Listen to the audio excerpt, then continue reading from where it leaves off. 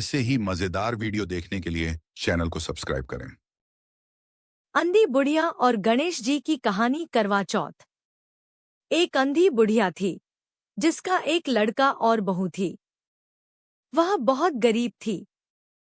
वह अंधी बुढ़िया माई नित्य प्रतिदिन गणेश जी की पूजा किया करती थी।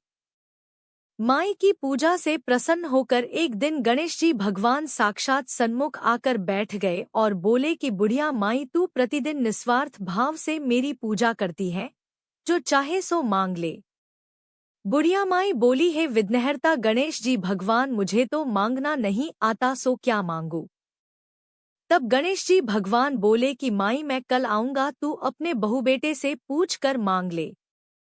तब बुढ़िया ने अपने बेटे बहू से पूछा तो बेटा बोला कि माँ धन मांग ले और बहू ने कहा कि माँ पोता मांग लो। चैनल को लाइक, बुढ़िया फॉलो ने और सोचा कि सब्सक्राइब बेटा करना बहू तो न भूले। अपने मतलब की बातें कर रहे हैं।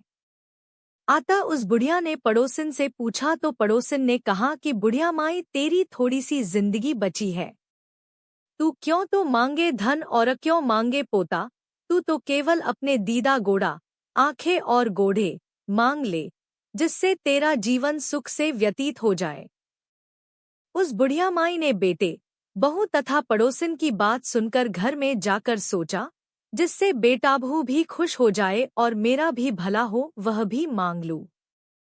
जब दूसरे दिन गणेश जी भगवान आए और बोले, बुढ़िया माई मांग ले। गणेश जी भगवान के वचन सुनकर बुढ़िया माई बोली, है विघ्नहर्ता, अन्न देवो, धन देवो, निरोगी काया देवो, अमर सुहाग देवो, दीदा गोढ़ा देवो, सोने के कटोरे में पोते को दूध पीता देखो, अमर सुहाग देवो और समस्त परिवार को सुख देवो, आपके श्री चरणों में मुझे स्थान देवो। बुढ़िया की बात सुनकर गणेश जी बोले, बुढ़िया माँ, तूने तो मुझे ठग लिया और कहती है कि मांगना नहीं आता।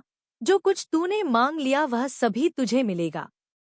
यूं कहकर गणेश जी भगवान अंतर्ध्यान हो गए।